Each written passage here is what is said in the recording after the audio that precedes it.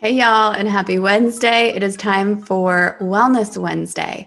And I'd have to say that one of the most common questions or common things that I talk about with a lot of women who seem to get overwhelmed or confused or frustrated on knowing where to begin or what to do is knowing what diet is right for you. Like, what diet should I follow? What should I do? Should I do keto? Should I do paleo? Should I do low carb? Should I do Whole30? Should I do intermittent fasting or carnivore diet? I mean, there's even like the blood typing diet or plant-based diets. There's a lot of stuff that's circulating the internet these days. And I would say that 99% of the women who walk into my virtual practice doors, I would say that they all feel overwhelmed. They all don't know where to start. They are not confident in their food choices because they've tried things like Beachbody, intermittent fasting, keto, Weight Watchers, low carbs, vegan, or whatever diet is out there. They've tried a bunch of supplements that have promised them the world and did not deliver on that. And, I've just seen a lot of it. It's part of the intake process that I go through with clients is like, what is everything that you tried? Like, what is your dieting history so that I know where their metabolism is, how yo-yoed up and down their metabolism may be down-regulated, and also what their relationship is with food, right? But diets don't work. None of these diets work, or they would not be coming to me. And listen, I have tried a lot of things in my day as well before I knew what the heck I was doing. I mean, I've tried, skinny teas and diet pills and eating a lot of salads or whatever. I've tried a lot of silly things. And maybe, you want to know what diet is right for you because maybe you do want to lose weight. But usually my women who come to me, yes, weight loss may be a part of that, but they also just want to feel at peace in their body. They want to feel better. They want to have more energy. They want to feel less bloated. They want to get rid of their PMS and their acne and their headaches. And they want to know why their hair is thinning on their head. And they want to heal from PCOS and, improve infertility and just overall optimize their health. So it is likely that if that is you, that you've probably tried one of the diets that I've mentioned. Maybe you've tried paleo or Whole30 or, any of the diets that I mentioned. You did not get the results that you were looking for. Your results did not match your efforts, and you just are left feeling frustrated and overwhelmed and confused and not knowing what's right for you, not knowing what diet is right for you. So how do we know what diet works for you? How do we know what diet is right for you and your body so that you can look and feel your best? Well, I want to be clear about a few things. Okay. We are not plants. So why is that relevant?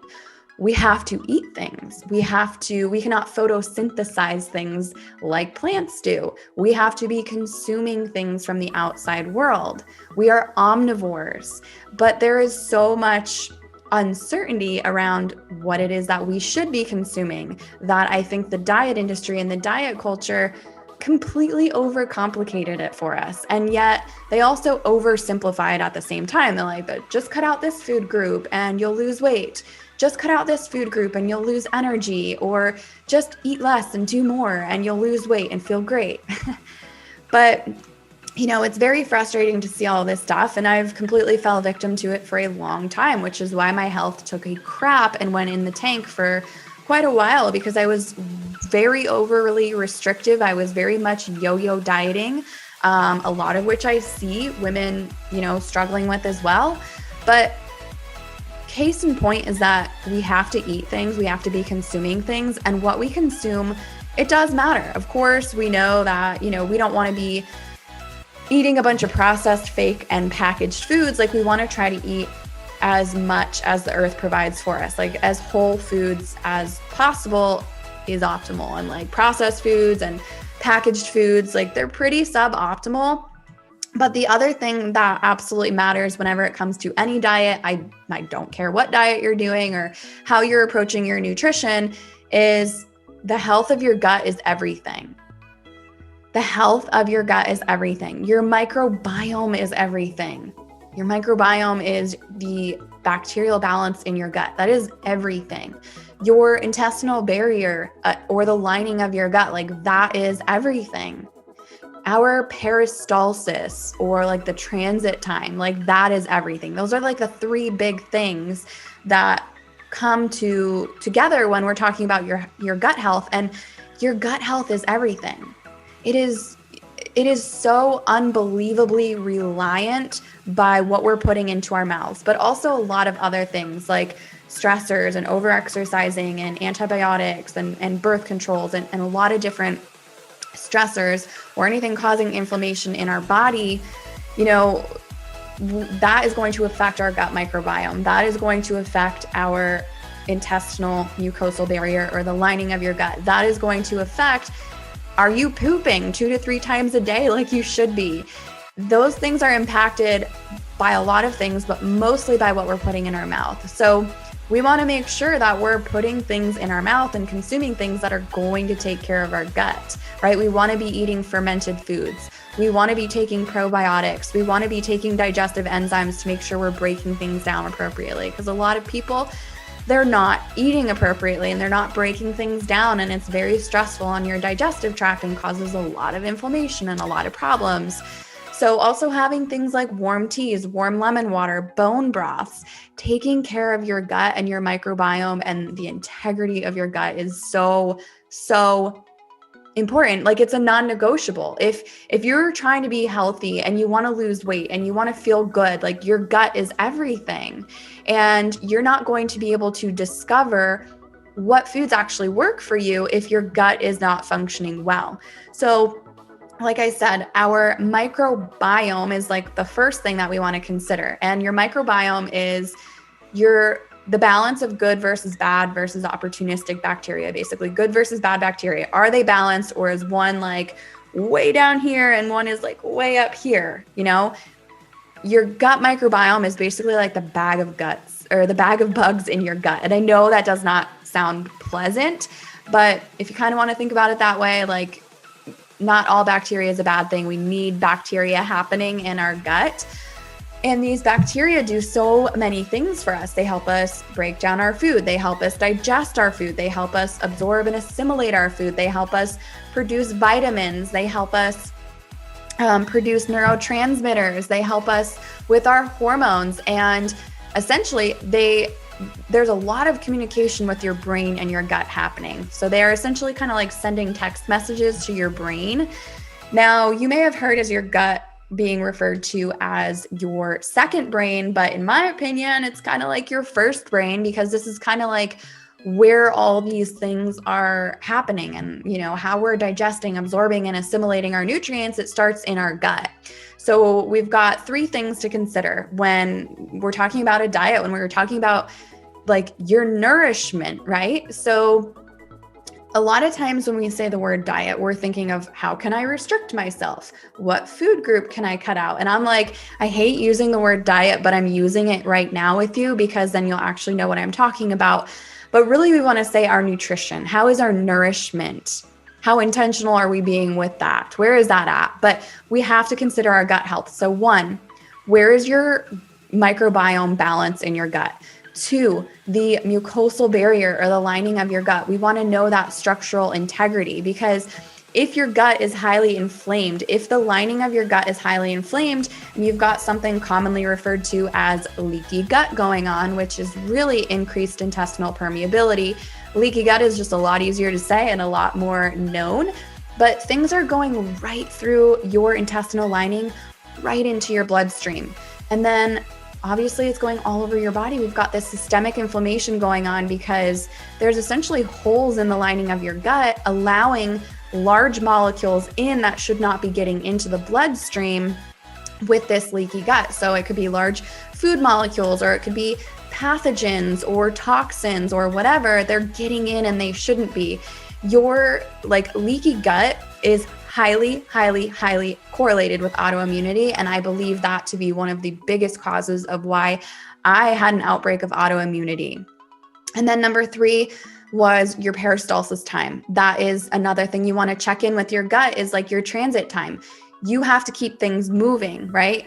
And if your poop is getting backed up and we start to see things like SIBO, small intestinal bacterial overgrowth, because your poop is just like fermenting in there. And I know it sounds disgusting, but it's just like sitting there, and like you get gut rot kind of, because it's supposed to be coming out. We've got these toxins and used hormones and like metabolites that are binded up by the fiber that we eat, going through our poop, and they should be coming out. But if they're not, things get reabsorbed and recirculated, and it causes a whole slew of problems. But the other thing is that if that poop is just sitting there and you're not pooping 2 to 3 times a day, having good poops, then it's going to throw off the microbiome balance in your gut, because things are going to start to come back up.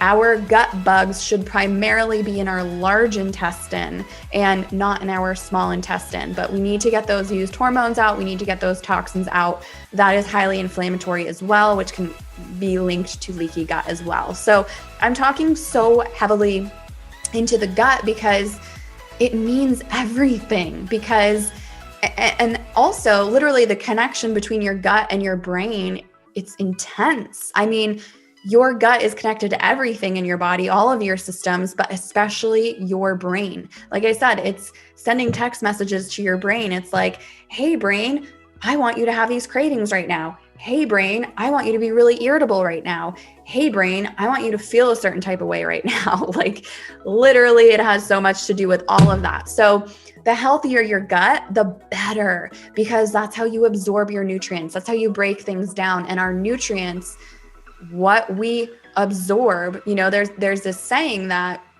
you are what you eat. And I think it more importantly said, you are what you absorb, because that's how your cells get the nutrients that they need. Our hormones, our neurotransmitters, all of these things, our enzymes, nutrients, vitamins, minerals, all of these things. And if you have leaky gut going on, we've got a lot of this inflammation going on. Maybe we have food intolerances or food sensitivities that maybe we're not aware of.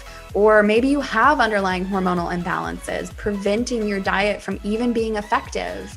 You could be eating really nutrient-dense foods, but because of your gut health, maybe you're not absorbing them, or maybe you're not eating the right balance of foods, right? Or you could be very carbohydrate intolerant. Maybe your digestive tract your digestive health overall is a bit of a disaster from yo-yo dieting, high stress, over-exercising, antibiotic usage, birth control usage, or other medications, resulting in poor nutrient absorption, which is going to affect the overall function in your body no matter what diet you are on. It doesn't matter how on point you are, which I never ever advocate for an all or nothing mentality diet. Like, we need to have some balance in our life. We are friggin' human beings. And if you want to go have a margarita or a slice of pizza, like, you should be able to do that 100% guilt-free. And that's another issue that I have with diets, is that they're destroying our relationship with food. So how do we know what diet works for us? Well, I hate the word diet. Like I said, it just emits this like negative energy. But again, I'm just going to say it because we know what I'm talking about here. But here is the thing, is that we are all different. Every body is different. We all have different gut microbiomes. We all have different histories. We all have different genetics. We all have different metabolisms. So there's like no one size fits all. We all have different balances and imbalances in our body. We need to stop saying like, oh, keto worked for Susie Q down the road. It's got to work for me. No, we are all different. If that just so happened that it worked for her, great. But also we have to keep in mind that sometimes when we're doing such extremes, such as cutting out whole food groups that the body does not like, you might feel good at first because you're running off of adrenaline and cortisol and the stress, and your body's like, what the crap is happening? So pumping out all these stress hormones, and you might feel really, really good until you don't. I promise you that your body does not want you to cut out healthy fats. Your body does not want you to cut out carbs. Your body does not want you to cut out proteins. Those are like the foundation of food, and we need to be getting that right. And it's just really frustrating seeing women get stuck in this cycle of trial and error when it comes to our nutrition, feeling so restricted, feeling like they have to cut out food groups or slash their calories, feeling like they have to put their food choices in a container, of a category of a diet, labeling foods as good or bad. If you ask me, I'm going to tell you that I don't follow any specific diet. I just do what works for me. Because when it comes to our diet, the only answer is going to be listening to what your body is telling you. So if you want to do a diet, I am not encouraging that behavior, but the best thing you can do is to listen to what your body tells you. And I guess you can use that diet as sort of like a platform, so to speak, to kind of like test out different foods and see how it's going to work for you. But again, every body is unique. Everybody is 100% unique and individualized. And I always say that there is a big difference between eating healthy and eating right for your body. So I don't think that anyone can ever sit here and say like there is this just like universal diet that is going to work for everybody, because that is not true. You have to be able to tune in to seeing how foods are affecting you, because foods are affecting you. Food is fuel. Food is information for your body. Food is either going to make you feel very full and satisfied and happy and energized and a good sense of well-being, or food is, if you're not eating the right balance of foods or you're not eating the right food for you, it could leave you, of course, bloated, fatigued, irritable. You feel hungry an hour later, you have cravings within an hour or two, or you feel like you have to go take a nap. You know, I think that we can all agree that a banana is a universally healthy food. Like we can all agree on that. A banana is very healthy. It's loaded with vitamins and minerals. But if you have a food sensitivity to a banana, or you're carbohydrate intolerant, or you have some sort of nutrient absorption issue going on, then the banana isn't necessarily going to be healthy for you, no matter what, Beachbody or any of these diets out there say. Now, the cool thing about being a human is that, and being an omnivore, is that we have a choice.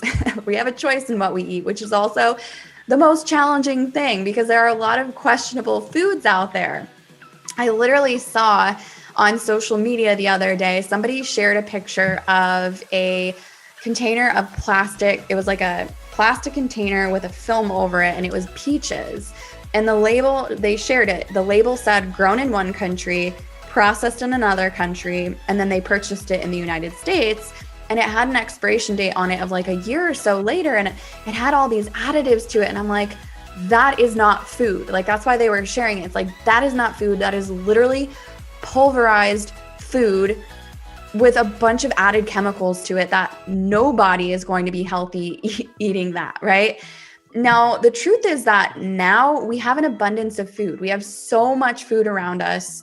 Like, even if it's sometimes questionable food is everywhere. There is no need for us to feel like we're in a famine. There is no need for us to feel like any lack of food. And yet we do, because we're putting ourselves on these diets where we are restricting ourselves, right? But if you have the ability to watch this video right now, if you have the internet, if you're on your smartphone, if you have a roof over your head, like, you're not going hungry. Like, if the world were to end right now and like you only had that cup of peaches in your pantry closet, like, you better eat it for some sustenance and to keep you going. But the point I'm trying to make is that there is food everywhere, and yet some of us are translating to our body scarcity, because we are trying these diets where we are not eating enough. We're not eating enough calories. We're cutting out food groups. We're skipping meals. And that is how your body goes into fat storage mode. And why do most people go on diets in the first place? Well, because they usually want to lose weight and feel better.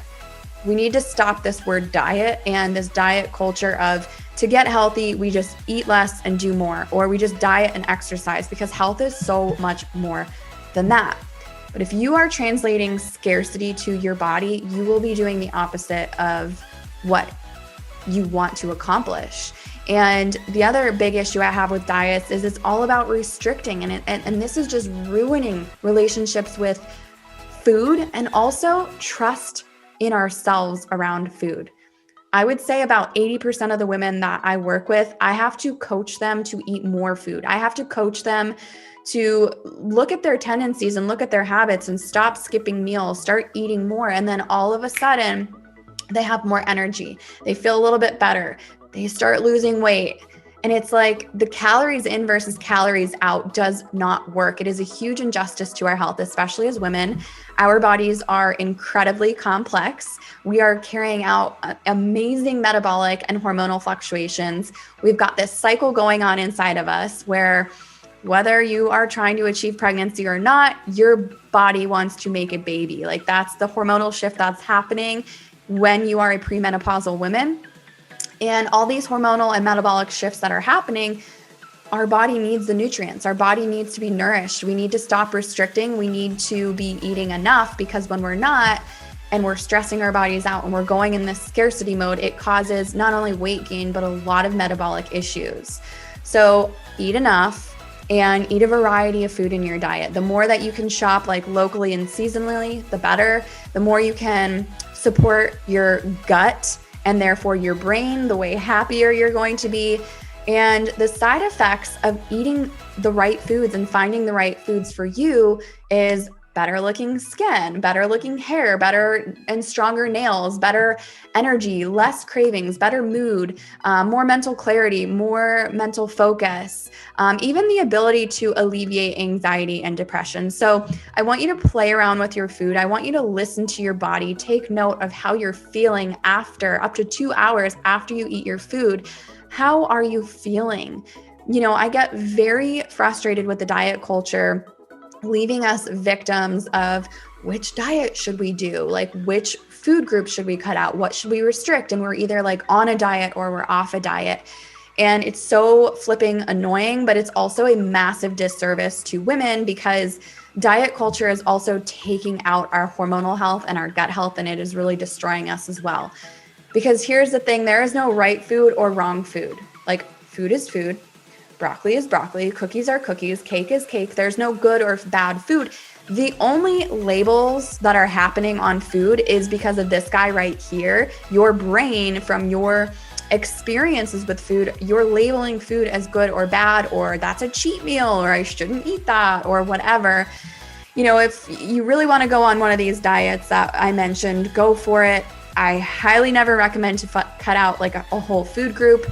You know, I'm talking to you, Keto Diet, like I don't care how many success stories that there are, especially as women in my practice, we should not be doing keto. If you are a premenopausal or perimenopausal woman, please do not be doing keto diet. We need carbohydrates, your brain, your cells, you need carbohydrates. And I highly recommend, do not skip breakfast, do not skip meals, do not condense yourself to a 6 to 8 hour eating window, because that's literally just a starvation diet in and of itself. I don't care how anyone wants to classify it. So the number one thing that you guys can do to add health to your life, listen to your body, love on your gut, and eat enough food. So like I said, when it comes to your gut, you know, eating fermented foods, staying hydrated, making sure you're getting adequate fiber in, incorporate things like digestive enzymes and probiotics, add in things like warm lemon water, bone broth, eat a variety of foods on a daily basis, and please make sure that you are pooping every single day, at least once a day, but optimally is 2 to 3 times a day. Like good poops, you're not struggling, you're not having diarrhea, you're having 2 to 3 great bathroom trips every single day. So I hope that this was helpful for you today on Wellness Wednesday. I hope that this has found you well. Maybe I shifted you off the cliff of yet again trying another restrictive diet, and maybe gave you some perspective on things to focus on and listening to your body, because she always knows best. All right, friends, until next week, have fun, stay well, and I will see you next time.